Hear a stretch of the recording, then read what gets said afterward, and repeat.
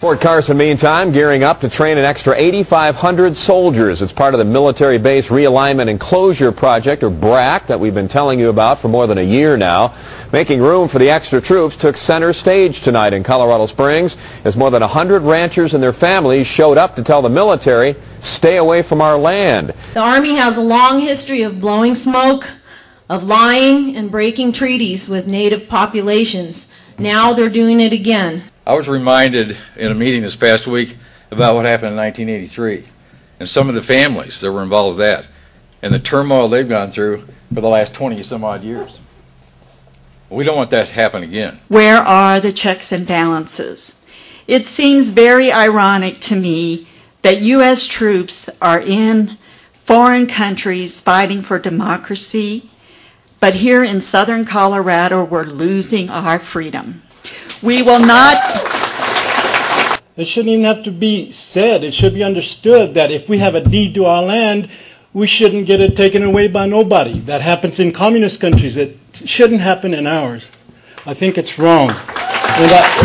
Many southern Colorado landowners won't stand for what they're calling a massive land grab, which could expand the Army's Piñon Canyon maneuvering site by almost 500,000 acres. Typically we don't go out and question our government, but the time has come for us to question the processes and how we're approaching this issue. The anticipated expansion could include land on which the dinosaurs walked, as did early settlers on the Santa Fe Trail, and families like Robertson's who've lived there for generations. They could sell, and if they don't, they fear the Army will take for advanced training, which supporters like retired Major George Hutton can get behind. Certainly, it's a tremendous sacrifice. But remember that soldier that goes out in the combat, if he isn't trained good here, he may die there.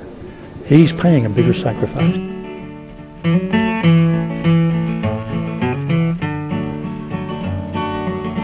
This land is your land, and this land is my land. Doggone it, you have a number of these communities that would be involved in this expansion. And in every case, you will destroy it if that becomes a reality. They're not just taking property away, they're going to be taking livelihoods, they're going to be taking years and generations of history away from people. I think a lot of families are going to be hurt. I think a lot of history is going to be lost. It makes me feel horrible that my grandparents that have been law-abiding citizens and paid their taxes and done everything and have a ranch and built it up honestly are just going to be pushed out. It's real America. It's real people trying to live out the American dream like everybody else across this country. The expansion will basically go from the southern border of the state of Colorado, so the New Mexico border, the Oklahoma border, to the Kansas border, then back along here, and it will basically take over every city and town inside this area. It's the Army responding to the need to train individual, small units, the brigade size unit, which is an infantry, about 3,500 men, tracked vehicles, large vehicles. They have to do live fire training where they shoot weapons. And to do that responsibly in an environmentally responsible way.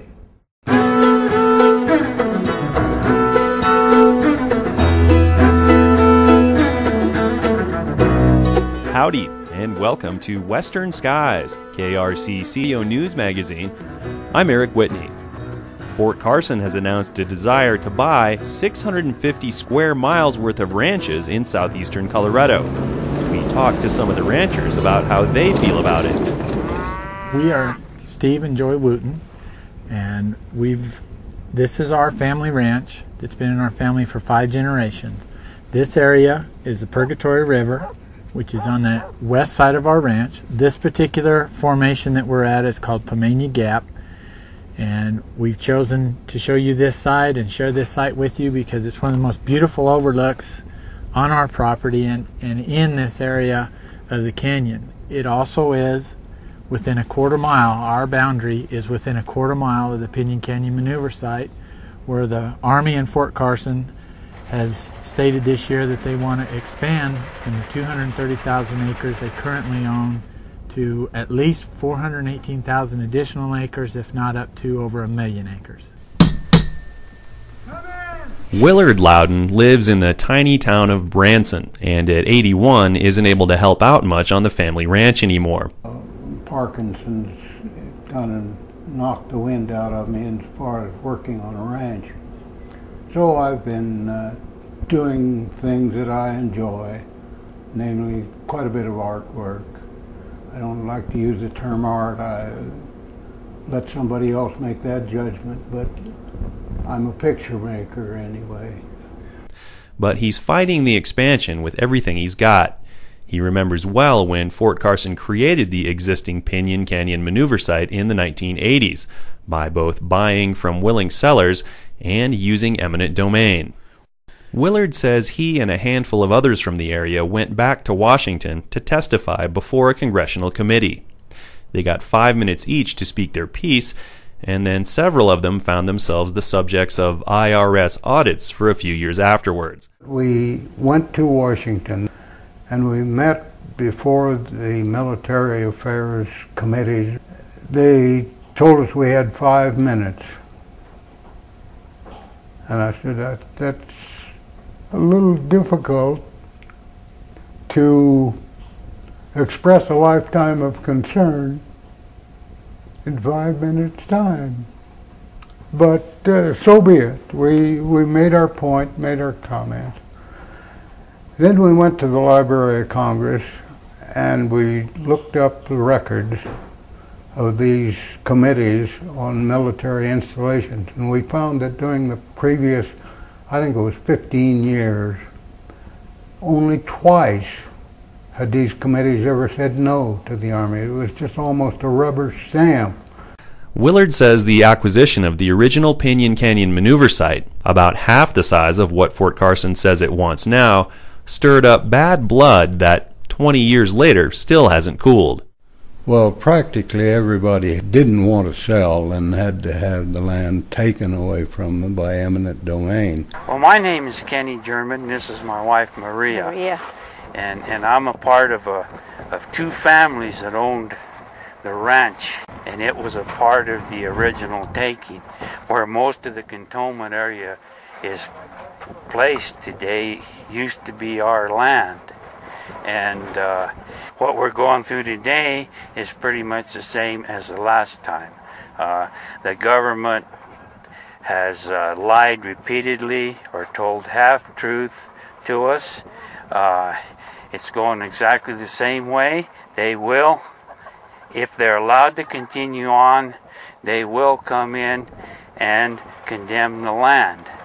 And they may very well make it harder on the people that are putting up a fight. But my dad had a stroke right at the end and was flat on his back the rest of his life.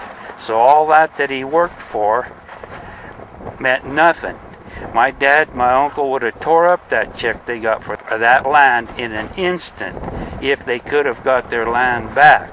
They're the ones, and there are many others like them around here, that moved into this area in the early 1900s with nothing and built their ranches up, paid their taxes, and minded their business. And they don't deserve to be treated like this now.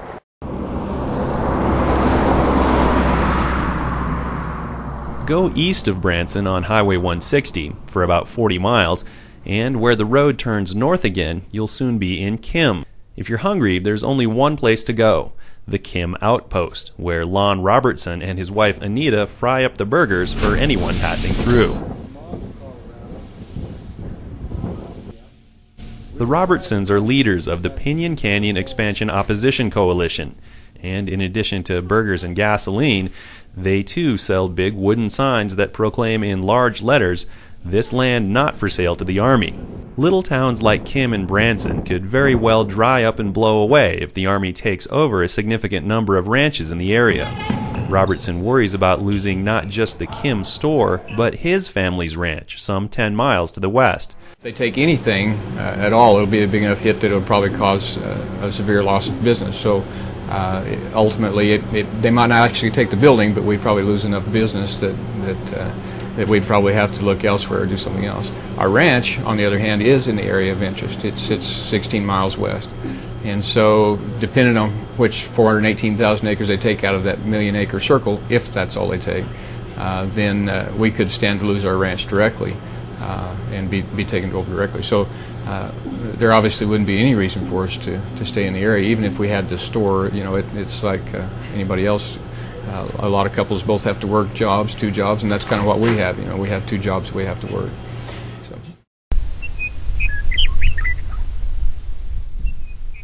There's 80 miles of prairie between the Robertsons Ranch near Kim and La Junta. The prairie is broken by buttes and numerous red and white sandstone canyons that you can get a sense of from the highway and can explore more thoroughly by visiting Comanche National Grassland. In places like Picket Wire and Vogel Canyons, there are drawings and petroglyphs on the rock walls dating back to pre-Columbian people, and fossilized dinosaur tracks. Ruts of the Santa Fe Trail across the land and the stone walls of old stagecoach stations are still standing. It's beautiful. It's not the mountains, it's not the seashore, but it's the same beautiful area that it's been since the Indians were here. It's a beautiful place.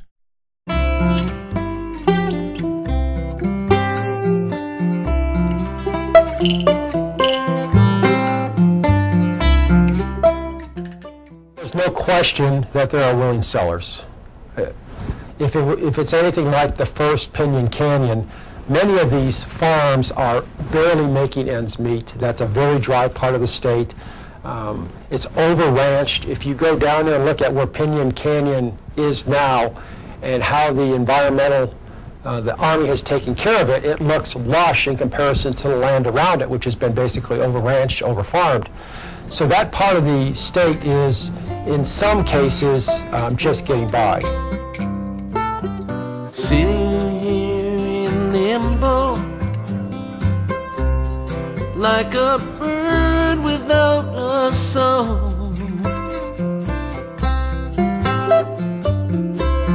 The question, I guess, on this whole situation, they say they want to come in and they don't want to do eminent domain, that they just want people to volunteer their sale. And I guess our question, how do you do that? How do you say, okay, I'm taking this one and the rancher in between you doesn't want to sell, but I'll take the one over in this area. So it almost has to be where, they have to do eminent domain. You have to have that section. You can't just take every other ranch or every 2 and checkerboard it. That can't work. And in my opinion, instead of destroying beautiful grassland where we have canyons and we have elk, deer, bear, mountain lions, every kind of bighorn sheep and everything, why not use some of the land along the border where there's nothing there except maybe you might destroy a few snakes and lizards and stuff, and at the same time protect the border that we're so worried about and be killing 2 birds with 1 stone.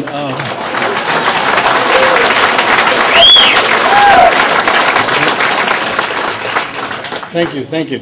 And I have not heard, I'm also a landowner, by the way, and I have not heard one person saying they want to sell. So wherever some of these people are coming from, I have not heard from. I think that the biggest problem that we're having, though, is that the Army is not being forthcoming. You know, we see these maps. We hear that they're going to do this.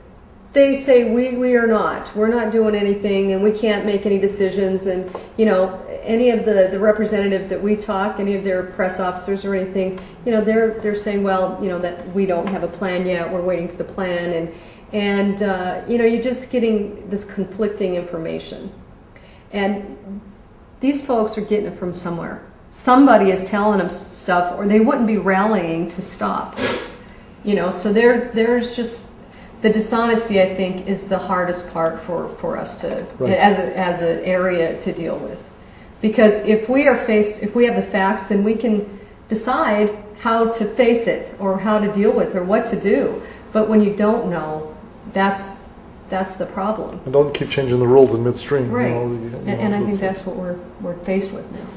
Just because there is a proposed action doesn't mean there's ever going to be implementation of any action. Sitting here in limbo, but I know it won't be long.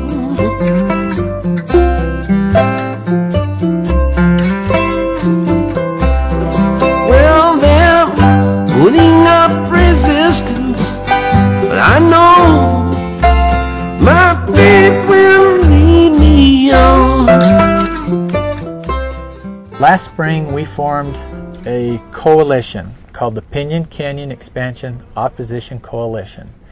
And it is a group of ranchers from this local community. We formed a board, we formed a registered in Colorado nonprofit organization, and then we requested assistance and participation from people outside of our community. We've had lawyers advise us, we've had people in the Democratic Party, people in the Republican Party. So our base around our board is a very diverse, forward-thinking group of people that are putting their own resources and their own time to the effort to raise the grassroots awareness of our situation and get the word out. When they took possession of it, they sent a U.S. Marshal out with some kind of government papers. I wasn't there. My dad, my brother, and my uncle were there. And in effect, what these papers said was that the government was taking possession and to move the cattle off the land. Well, it scared my dad and uncle because they were pretty old at the time and hadn't been dealt with like this. So my cousins, they got on their horses and they went up and moved the cattle out, and that was they had our land. All my family is here from 100 years, and in the Villa Green area, and there are cemeteries throughout the acquisition area. And our question is, what will happen to those cemeteries? We have people that come back to this day and visit these graves in this old cemetery, and what will happen to that? They won't ever be able to come back and visit this. What we've seen with other public land administration is these assets are lost. The U.S. Forest Service owns a tract down below us. We border them, and when we help the former private landowners gather cattle and work, we'd ride by that cemetery similar to this one in size, and we knew there was a dozen headstones in it. Yeah. Within a several year period after the Forest Service acquired it, the headstones are gone. So the people that come to that site by public access, they don't get to see those resources. They were removed, or majority of them are gone. And in our philosophy, we try to maintain it as it is. Nature affects it a little bit, but I think that's the way those people intended it in the first place. Not to remove them and take them out of here. That's desecration, the way I understand that. And we maintain it as it is and put minimal impact on it and share it with those that want to come back and see it. I've been around 60-some years and people haven't changed. It's just good, solid citizens. Those landowners are as patriotic as anybody. I've had some of them tell me that if it meant that their land, giving up their land would save one life, they'd give it up tomorrow.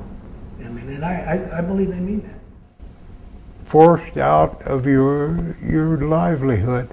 This in America, that you're forced out. Now, I understand full well that the right of eminent domain has a place and is necessary, but it's got to be used with enormously great discretion.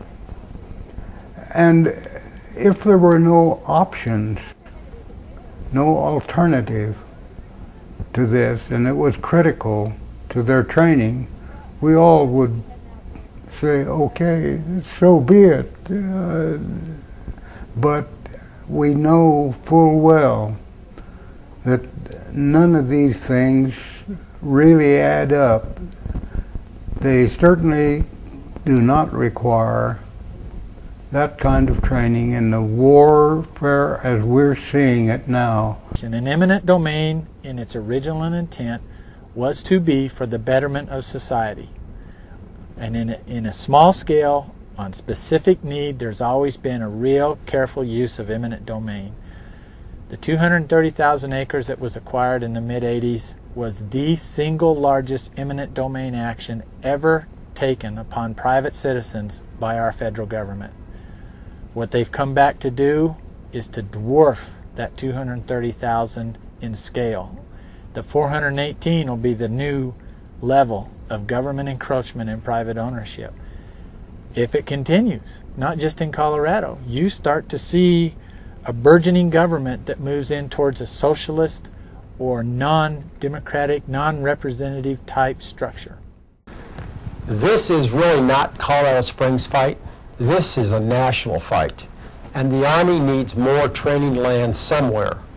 This would be a good fit from a national level, and I believe from a state level. The land is the people, and the people are the land here. I mean, you cannot take them apart from each other. You know, nobody can manage this land better than the ranchers and the farmers that are already doing it, and doing it under fire during this kind of range war between Colorado Springs and the big metros in Colorado versus the people that they think can't fight back. I figure my chances on holding on to this property kind of go on a day-to-day basis. Some days I get up and I feel like, you know, we did some good yesterday, we had some contacts, we gained more people in our support group, in our coalition effort, we gained membership, we gained funding, and then I'll have another day where we took a beating in the media by the Army. And I think, what am I doing? I've just joined with a group of ranchers, and our business is ranching and renewable resources and genetics for beef production, and now we find ourselves in a world that we're totally unfamiliar with.